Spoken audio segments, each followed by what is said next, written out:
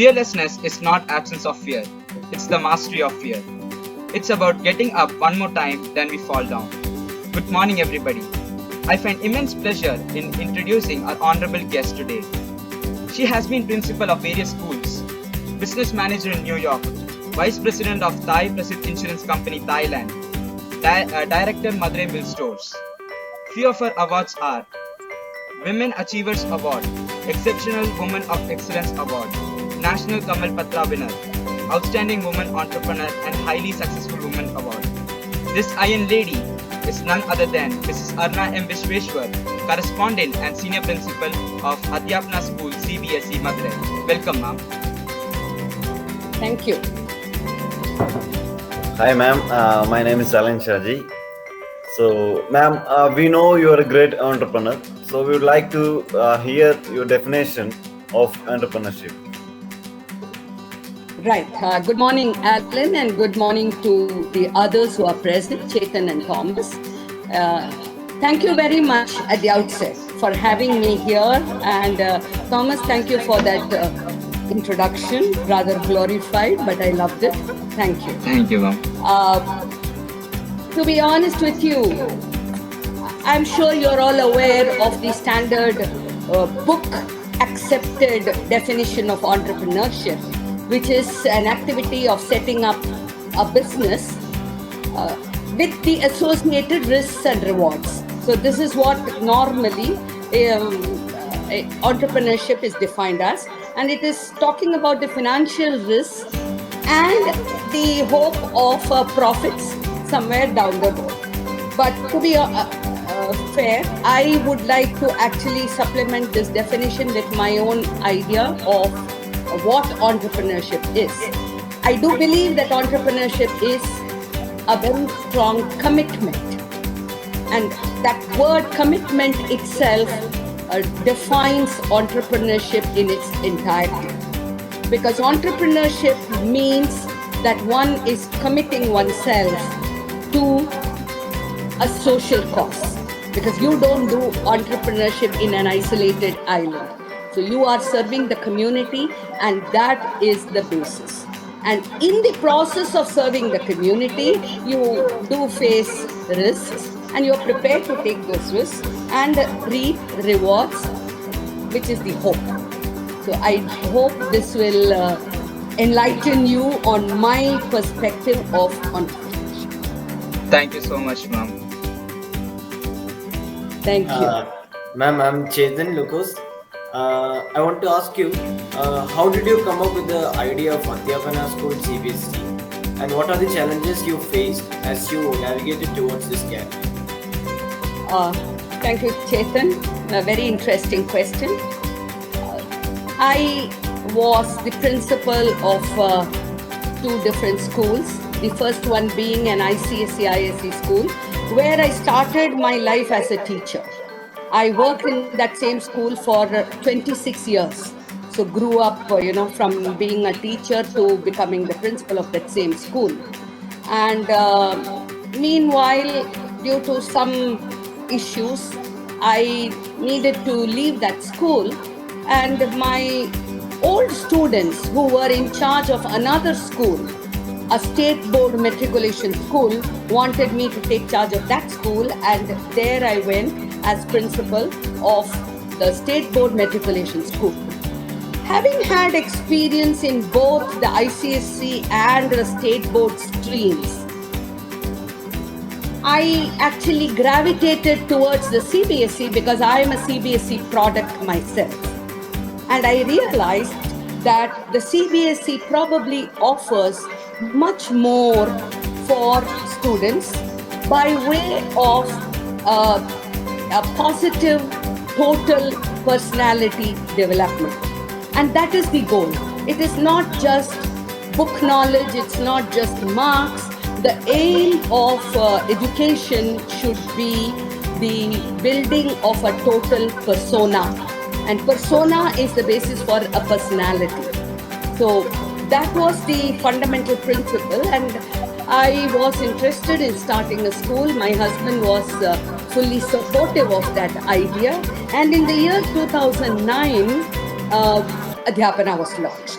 Now, the name Adhyapana itself is a wonderful coinage because you may all be aware, I think you are also CBSE products, that the word Adhyapak in Hindi means a teacher. Adhyapakaha in Sanskrit is also teacher, and I have been a student of Sanskrit right through, a teacher of Sanskrit as well.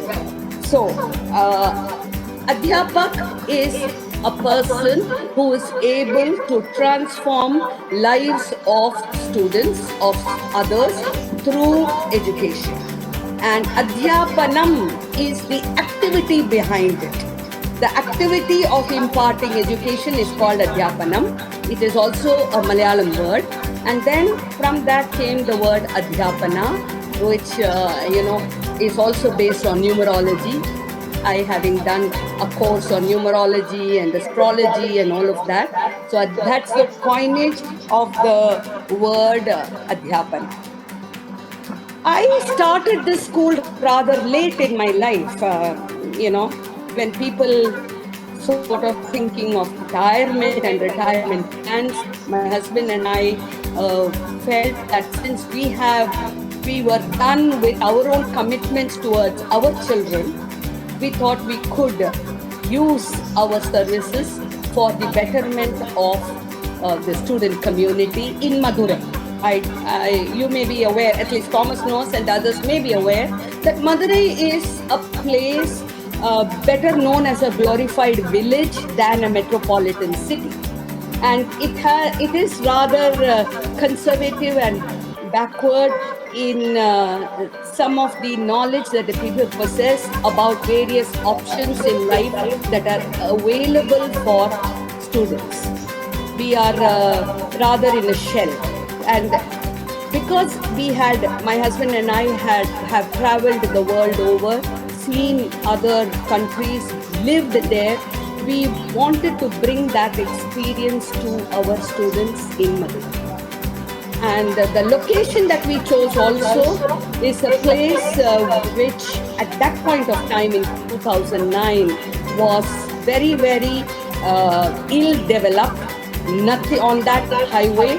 We are on a highway which leads to outside of Madurai. In that highway, there were absolutely no schools or good schools to talk about, no residential complexes, but a residential complex was coming up.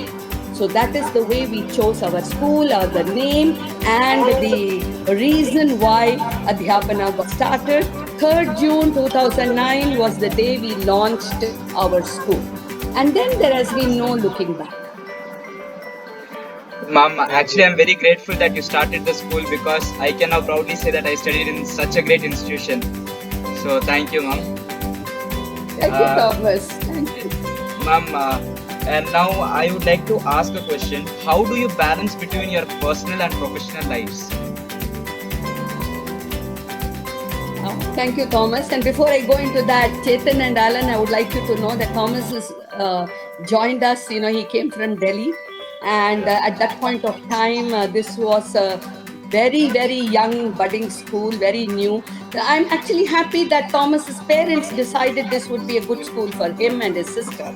And they have emerged as one of our best students ever in Adhyapana. Thank you. You don't know about your friend. And we are very proud to have had Thomas as a student right through from his very young days. And I'm also very happy that we've molded him the way he has turned out today.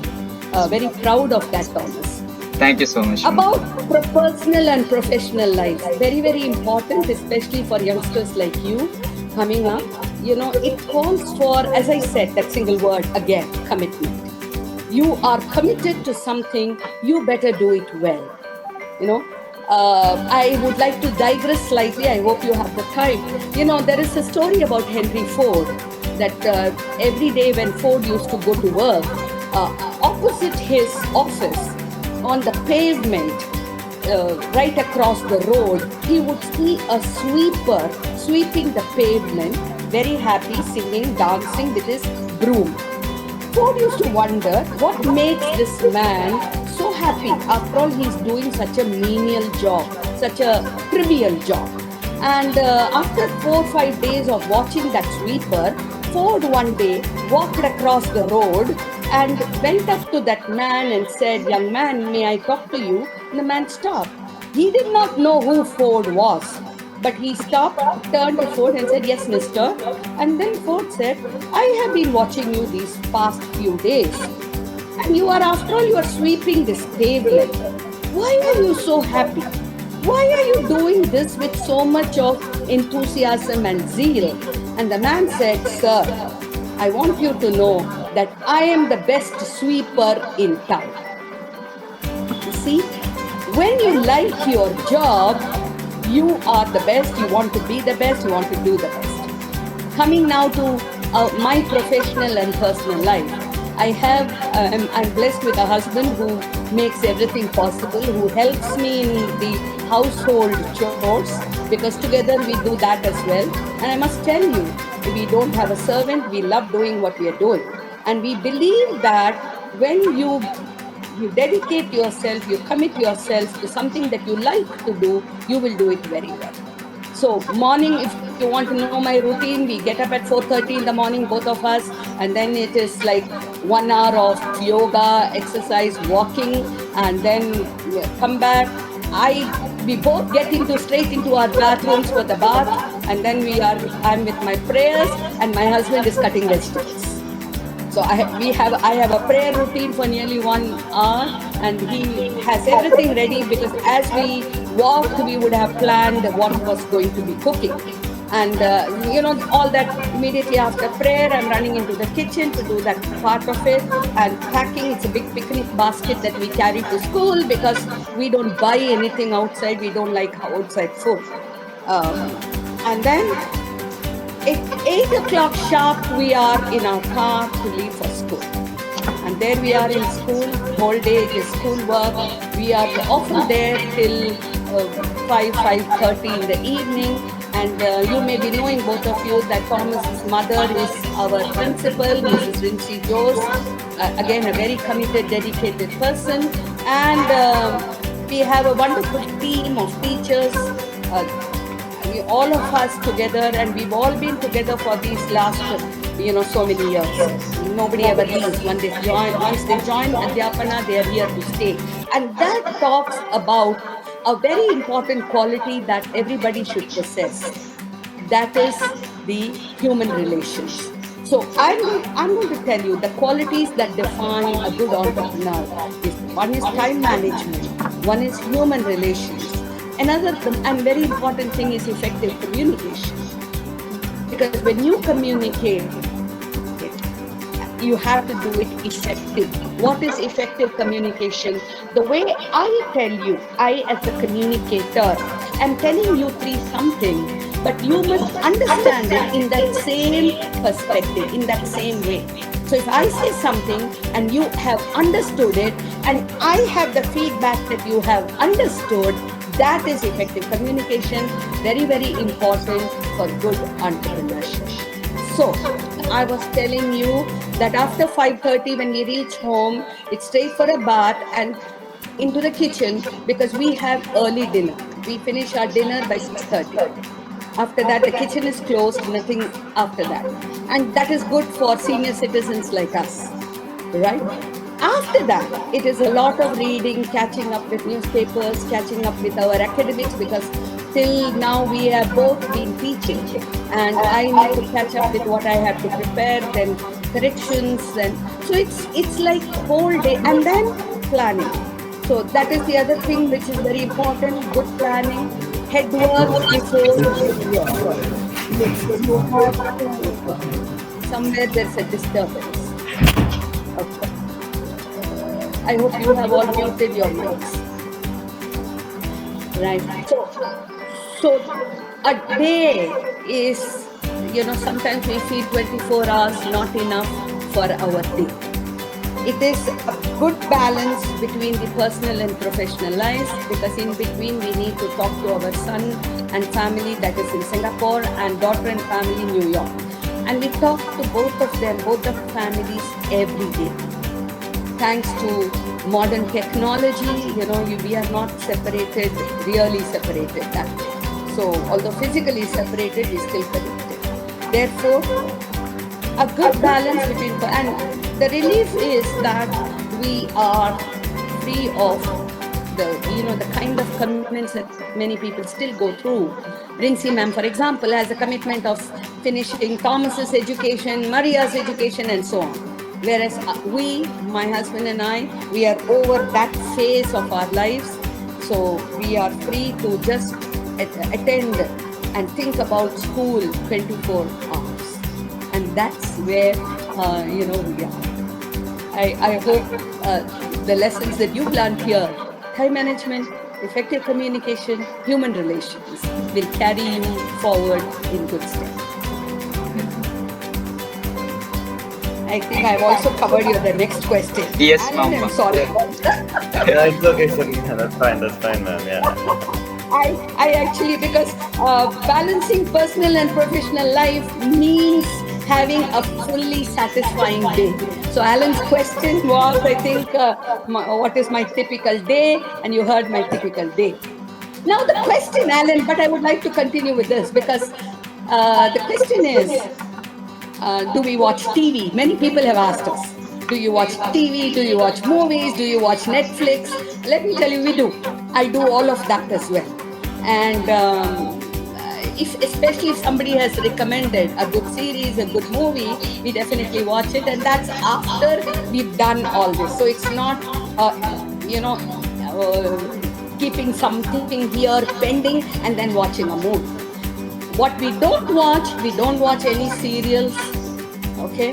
But definitely news we watch all the time. So news is priority, whether it is, and I must tell you, we watch English news, Tamil news, Bengali news, Malayalam news, because all these languages we speak.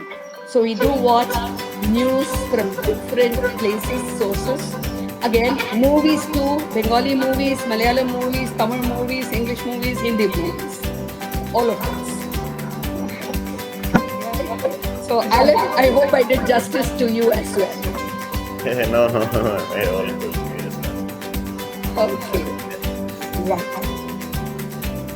Yes. Okay, ma'am. What piece of advice would you give to college graduates who wish to be entrepreneurs? Well, I started with that one word, commitment. And that's again my message for all budding entrepreneurs. When you find the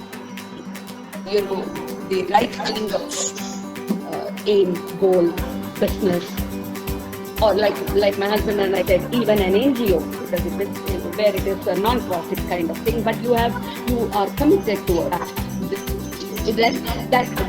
that is one thing that is very important. And then Deezer is just adding from here, use of resources. Right, because any business, any activity, enterprise is the use of the resources. What are the resources we are talking about? The resources that you get from outside, most importantly, your manpower. Manpower is very important. And of course, you have to be careful about all the needs of the hour, the energy conservation, the global warming. What you start, what you do must be value-based, must highlight you as a person. What are you? Because we don't indulge in activities that are not good for society or for the environment. So entrepreneurs must choose wisely what they want to do, must be passionate about it, must know the basics, start from ground level, know everything. I wanted to start school, I must know to be a good teacher first. I must know financial management. I must understand planning. I must understand, all those things that are associated with any business. So, and most important, this is one message that I would like to highlight for all entrepreneurs. Take care of yourself. You must know that your health, your physique, your nutrition, all that is very important. Not at the cost of any sacrifice saying, I don't have time. I 7 point no way. So you will attend to yourself, your family is your family very, very important. Your family needs you, therefore you have to take care of them. So entrepreneurship is finding the right balance of everything. You will take care of so many. It's like multi-thing simultaneously. So manage everything. I also highlighted time management and see, because when you want to be entrepreneur, there are so many things that you have to adhere to. Government norms, right? Expectations from the family, from others around you. Now, Thomas and Alan, I don't know if they cannot hear me. Chetan, can you hear me? Ma'am, we can hear you, ma'am. Okay. Yes, ma'am, you're audible. Is striking the right balance. My advice to all college graduates is become entrepreneurs, because that is what the government requires, the country requires. Talented youngsters who have learned so much, who've done so much, need to become entrepreneurs. And especially now, during these pandemic times, with many people having lost their jobs, they all become entrepreneurs. Many software graduates are now selling pani puri on the road and doing very well. So, and there's nothing wrong with doing whatever it is that you are good at. Effective use of resources, time management, man management, personal management, all that becomes important. Most important, the family. Take care of your family first. Yes.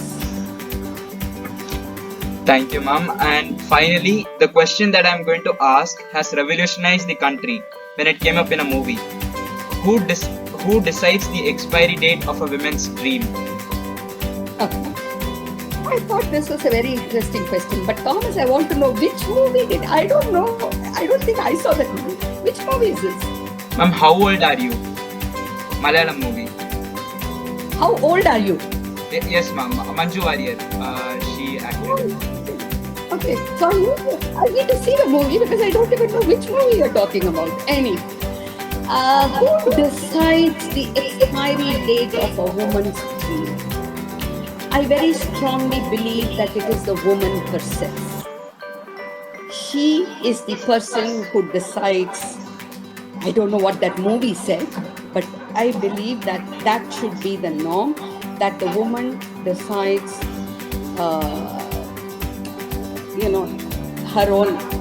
first she decides her own dream, and then she decides when that dream should be realized or fructified, and when that dream expires, right? If at all it does. Dreams should not expire. What is it? We had to but understand the Indian scenario where, at least in former times, it used to be that a woman is always dependent on a man for her own life. So be it her father first, and then the husband, and then the son. They take over. One by one, they take over a woman's life. I don't know if you have people read today's paper. You must have. I just saw some snippets. And there is some news article from a woman in Afghanistan. And she says, Taliban taking over our country is the death of women's dreams. And I thought it is so true, right? Because that's it. And this is an educated woman who's writing. She says, I have completed my master's and I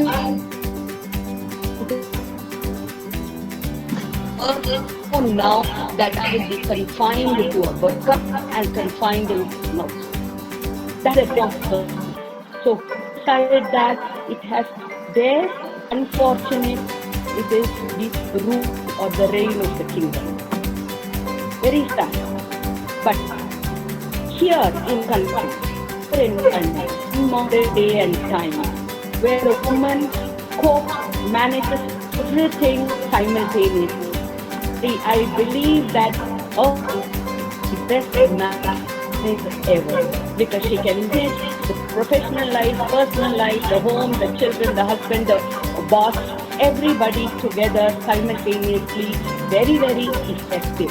Having said that, in such a case, the woman's dream today is managed by herself. I must also tell you all, and I am sure Thomas is aware, that recently we have admitted a student in our school whose mother was the reason why I gave the admission to that boy. That boy joined us in standard 9, but he has not learned anything at all. I mean, I feel the entire initial education has been a zilch. He has not done anything. But the mother was quite pushy, and the mother was pushing the boy and she said, please answer, cholle means tell. And she kept telling the boy, say something. So I asked the mother, are you working? Are you doing something? When I say, are you working? I take for granted that the mother is working at home, of course. When I say working, are you working outside somewhere? And she said, yes, madam, I'm doing something that I'm in a profession where very women have entered.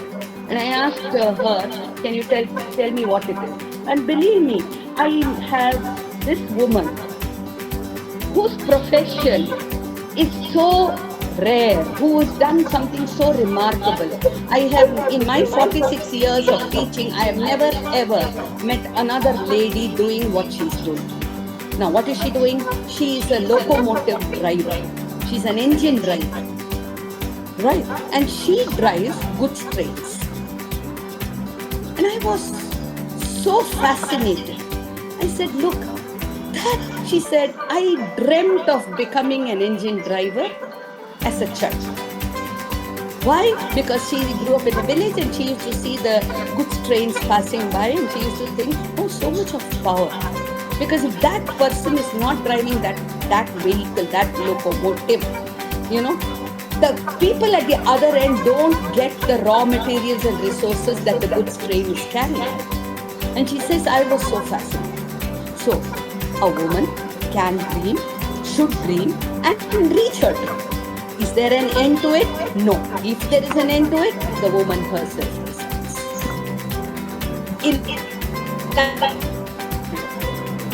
Yes, that is their problem. Yes, Thomas, I hope that satisfies you. Yes, ma'am, it was very enlightening, and thank you so much for answering it, ma'am. Alan, you can go ahead. Thank you, ma'am, for spending a valuable time with us, ma'am. We had a great time.